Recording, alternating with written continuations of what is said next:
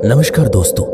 लेकिन आज ये कहानी शुरू करने से पहले अब सभी से निवेदन है, इस चैनल पर नए हो या फिर अभी तक चैनल को सब्सक्राइब नहीं की तो देर किस बात की, जल्द से जल्द चैनल को सब्सक्राइब करें ताकि आप और हमारे बीच में ये रिश्ता और भी मजबूत हो सके और आने वाले दिनों में ढेर सारा खौफनाक कहानियां हम आप तक पहुंचा सके। आज की ये कहानी है एक शववाही कार ड्राइवर की। हमें ये कहानी जिसने भेजी है वो नहीं चाहते कि इस एपिसोड में उसका नाम लिया जाए, इसलिए मैं उसका नाम नहीं लूंगा। परंतु आज की ये कहानी हम लोग सुनने वाले हैं इस घटना को एक्सपीरियंस करने वाला उस ड्राइवर के दृष्टिकोण से। तो चलिए फिर शुरू करते हैं। नमस्कार दोस्तों, मैं हूं एक साधारण सा लड़का जो कि वर्धमान जिला में कटवा की एक हॉस्पिटल में एम्बुलेंस का ड्राइवर के तौर पे काम करता हूं। इस काम को करते हुए मुझे आज 9 साल हो चुका है और इस 9 साल में मैं ऐसा कुछ पल का सामना किया जिस पल को मैं जिंदगी में एक पल के लिए भी भुला नहीं सकता। ऐसा ही एक अनुभव का जिसके बारे में सोचने से आज भी मेरी रोंगटे खड़े हो जाते हैं। सन 2017 गर्मी का मौसम चल रहा था। शाम 6 बजे मैं हॉस्पिटल के अंदर एक छोटा सा चाय की दुकान पर बैठ के चाय पी रहा था। मेरे जैसा और भी 3-4 ड्राइवर थोड़ी ही दूर बैठकर बातचीत कर रहा था। तब शायद एक 25 से 26 साल की उम्र होगी। एक लड़का बड़ी बेचैनी से आकर उस ड्राइवरों से कुछ बातें करने लगी, शायद ट्रिप के बारे में होगी। लेकिन मैं चाय पीते पीते देखा कि वो लड़का निराश होकर चले जा रहा है। मुझे समझ आ गया था कि शायद उन ड्राइवरों में से कोई भी जाने को तैयार नहीं हुआ। मन ही मन मैंने सोचा, ऐसा क्या बात है जो ये लोग ट्रिप कैंसिल कर रहा है। तब तक मेरे चाय खत्म हो चुका था। मैं जल्द ही उठकर लड़के के पास गया और उसे पूछा, क्या भाई कहीं जाना है आपको? लड़के ने थोड़ा गुस्से के साथ बोला, हाँ जाना तो है, लेकिन आप लोगों में से कोई भी जाने को तैयार ही नहीं हो रहा है। पता नहीं आप लोग यहाँ काम क्यों करते हो। अब गुस्सा मत हो, बोलो कहाँ जाना है। मैं यहाँ एम्बुलेंस चलाता हूँ। धनबाद जाना है, यहाँ से लगभग 210 किलोमीटर का डिस्टेंस। मेरे दोस्त का मामा जी के एक्सीडेंट के मारे मौत हो चुकी है और यहाँ पर मेरे दोस्त का मेरे अलावा कोई दूसरा नहीं है, तो इसलिए डेड बॉडी ले जाने का जिम्मेदारी मुझ पर आ गया। असल में मामा जी कुछ काम के चलते मेरे ही पास आ रहे थे, तो रास्ते में अचानक दुर्घटना घट गई। एक तो परेशान हूँ, ऊपर से आप लोग भी जाने को तैयार नहीं हो। हाँ, वैसे भी शाम हो चुकी है और इतनी दूर की सफ़र, शायद इसलिए किसी ने राज़ी नहीं हुई होगी। अगर डेड बॉडी का ही मामला है और आप भी परेशान हो तो फिर मैं आपका मदद कर सकता हूँ, लेकिन मुझे लगता है आपका जेब थोड़ा ज़्यादा ही खाली करना पड़ेगा। कितने रुपए आप चार्ज करेंगे आप?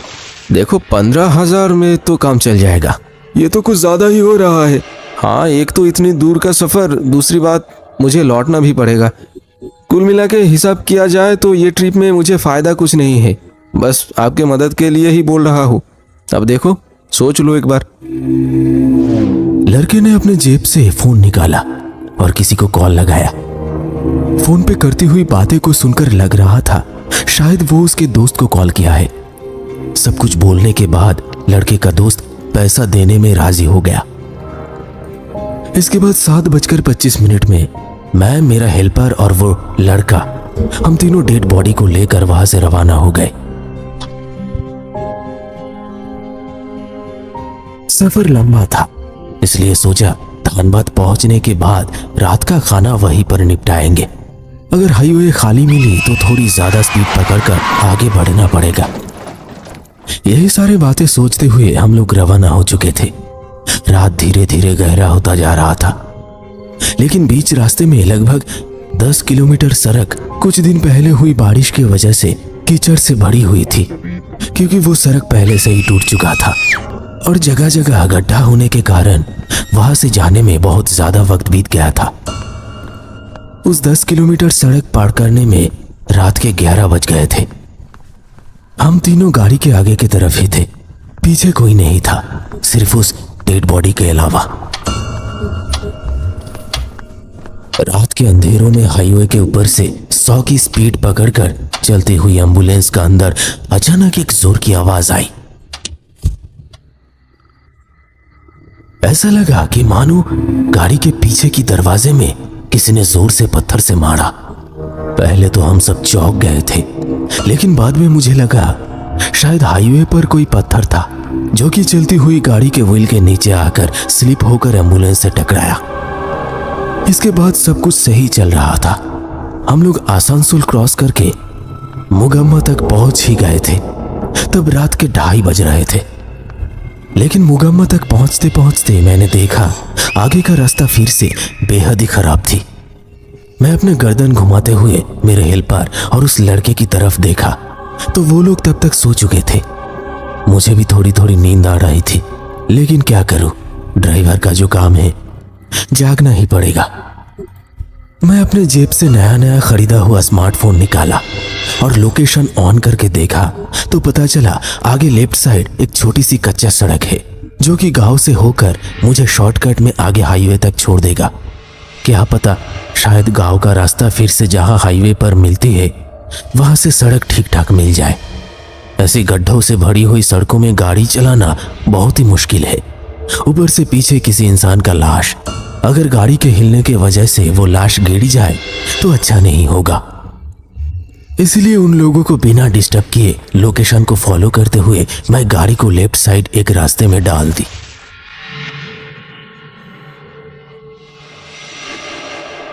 शुरू में गांव का छोटा मोटा 2-4 घर दिखाई दी और फिर दोनों तरफ खेत और थोड़ा आगे जाने में घना जंगल मिला। मोबाइल पर एक बार आंख डालकर देखा तो बस और कुछ मिनटों के अंदर ही फिर से हाईवे मिलने वाला था। ऐसे में हमारे साथ कुछ ऐसा होना शुरू हुआ जो अगर किसी कमजोर दिल वाले के साथ हुआ होता तो शायद ही वो उस रात जिंदा लौट पाता। हमारी एम्बुलेंस चलते चलते बीच रास्ते में घना जंगल के बिल्कुल बीचों बीच अचानक रुक गया। मैं कई बार गाड़ी स्टार्ट देने की कोशिश की, लेकिन मानो कि वो गाड़ी बिल्कुल स्टार्ट नहीं होना चाहता। ऐसे में मेरा हेल्पर और वो लड़का दोनों ही नींद से जाग उठा। आगे का नजारा देख के वो लोग हैरान हो गया। लड़के ने पूछा, अरे ये कौन सी जगह है? हाईवे में कच्ची सड़क और जंगल कहाँ से आ गया? तो मैंने उसे शॉर्टकट रास्ते के बारे में बताया और हम लोग बात ही कर रहे थे। ऐसे में अचानक कहीं से एक अजीब सा बदबू आने लगा। वो बदबू ऐसा लग रहा था कि शायद आसपास किसी जीव का सड़ी हुई डेड बॉडी पड़ी होंगी। गाड़ी की आगे का हेडलाइट जल रहा था। हम लोग तीनों गाड़ी से नीचे उतरे और फिर इंजन में क्या प्रॉब्लम है देखने के लिए जैसे ही मैं नॉब उठाया तभी जंगल के पेड़ में एक अजीब सा हलचल की आवाज मुझे सुनाई दी। ऐसा लगा जैसे एक छोटा सा हवा का झोंका आसपास की पेड़ों में मंडरा रहा है और उससे पैदा हुआ वो पत्ते की सड़सड़ आवाज शरीर में एक रोमांचक अनुभव का सृष्टि कर रहा था। क्योंकि उस समय हवा नहीं चल रहा था, फिर भी बस कुछ ही पेड़ों में ऐसा हलचल, ये मुझे कुछ ठीक नहीं लगा। मेरा हेल्पर पास ही खड़ा था। वो एक टॉर्च लाइट इंजन के ओर फेंक रहा था ताकि मैं सही से देख सकूं, और बस उसके बिल्कुल पीछे वो लड़का खड़ा था। मैं फिर से इंजन की जगह को गौर से देख ही रहा था। ऐसे में अचानक गाड़ी जोर से आवाज करते हुए थोड़ा हिल गया। वो आवाज गाड़ी के पीछे से आ रहा था। मैं जल्द ही नॉब को बंद किया और हम तीनों कार के पीछे गए और वहां का नजारा देख के हम तीनों का आंखें खुली की खुली रह गई। एम्बुलेंस का पीछे का दरवाजा बिल्कुल खुली हुई थी। मैं डर के मारे जल्दी जल्दी टॉर्च का रोशनी डालकर देखा, डेड बॉडी अपनी जगह पर सही सलामत है। तो फिर ये सब घटना के कारण क्या है?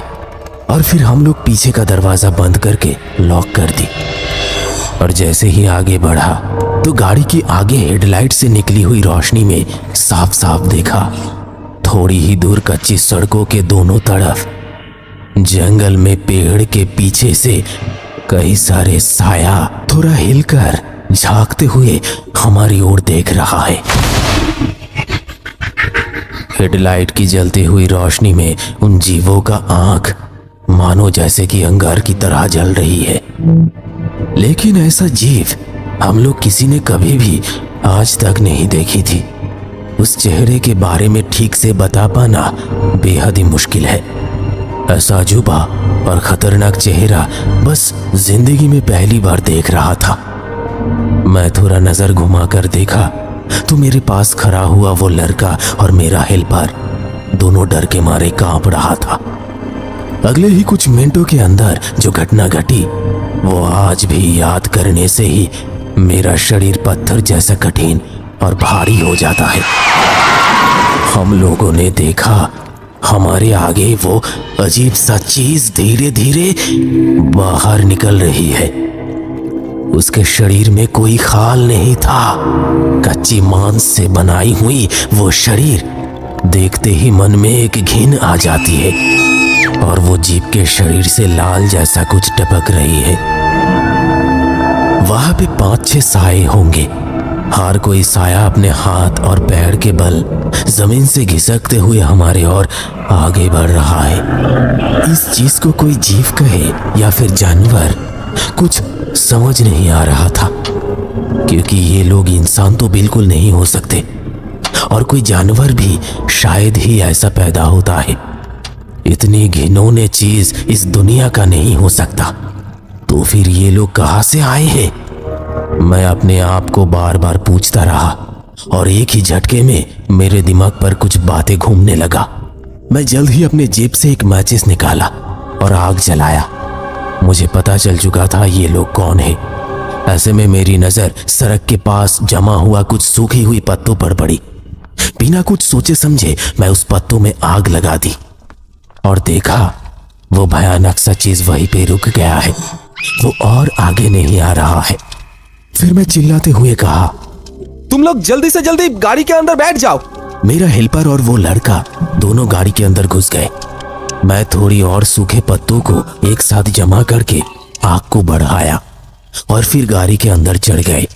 घड़ी में देखा तो समय 3:30 बज चुका था और समय देखते ही मुझे याद आया, लोग कहते हैं कि रात को 3 बजे के बाद हमारी इंसानी दुनिया में खुल्ला आत्माएं भटकती है और अभी हम उन लोगों का ही शिकार बन चुके हैं।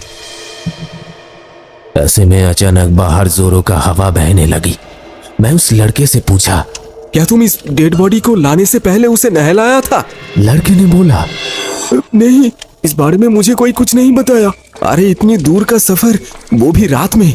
लाश को कम से कम नहलाना चाहिए था, उसके बाद रवाना होना था। बिना नहलाया हुआ लाश लेकर घूमने से वो लाश अपवित्र हो जाते हैं और इस लाश के मोह के कारण वो लोग हमारे पीछे पड़ाए। लेकिन मुझे इस बारे में कुछ पता नहीं था। आप लोग इस लाइन में काम करते हो, आपको आने से पहले बताना चाहिए था। पर अब हम क्या करें? अब ऊपर वाले को याद करने के अलावा दूसरा कोई चारा नहीं है। प्रार्थना करो कि ये रात कैसे भी कट जाए।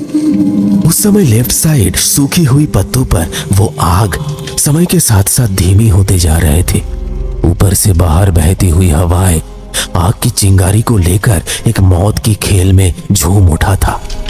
वो अजीब सा साया जैसा देखने वाला चीज धीरे धीरे हमारे ओर चल के आ रहा था।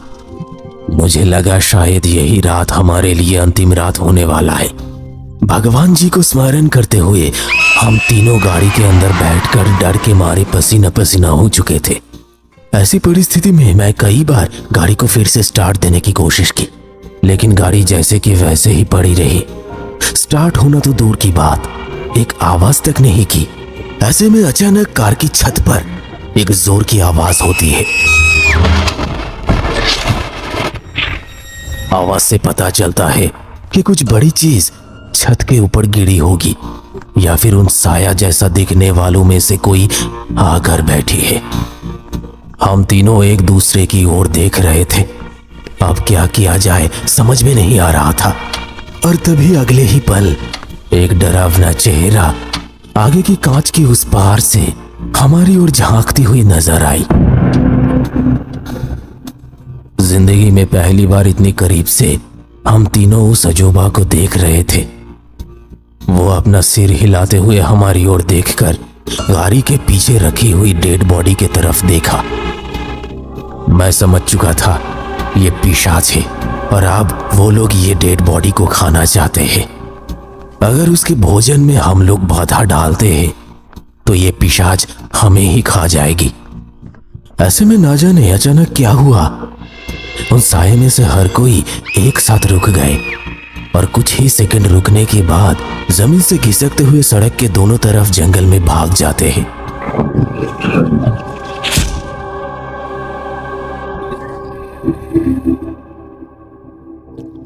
हम लोग अपने आंखों पर विश्वास नहीं कर पा रहे थे कि वो लोग भाग गए और इस घटना की बस 5 मिनटों के बाद दूर किसी मस्जिद से आजान की आवाज आने लगी।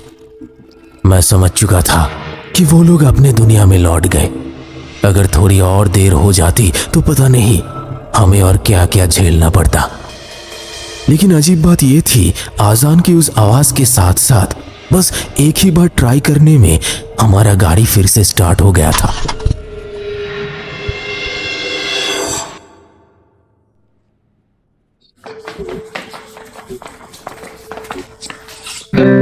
इस घटना के बाद मैं सोचा था कि इस बार मैं ये नौकरी छोड़ दूंगा, लेकिन आज तक वो नौकरी छोड़ नहीं पाई क्योंकि मेरे ही कमाई के ऊपर मेरे परिवार वाले निर्भर है।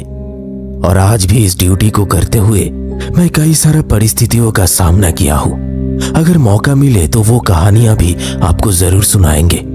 आज के लिए बस इतना ही। अब सभी को मेरे तरफ से बहुत बहुत धन्यवाद इस कहानी को पूरा अंत तक सुनने के लिए। तो दोस्तों, हमारी आज की एपिसोड आपको कैसी लगी जरूर कमेंट करके बताना। और हाँ, अगर हमसे कोई गलती हुई है तो वो भी बताना ना भूले। हमारी कंटेंट में सुधार लाने के लिए आपकी कमेंट बेहद ही मायने रखता है। और हाँ, अगर अभी तक चैनल को सब्सक्राइब नहीं की तो जरूर चैनल को सब्सक्राइब करें। मिलते हैं अगले एक और खौफनाक एपिसोड के साथ। तब तक के लिए बाय बाय।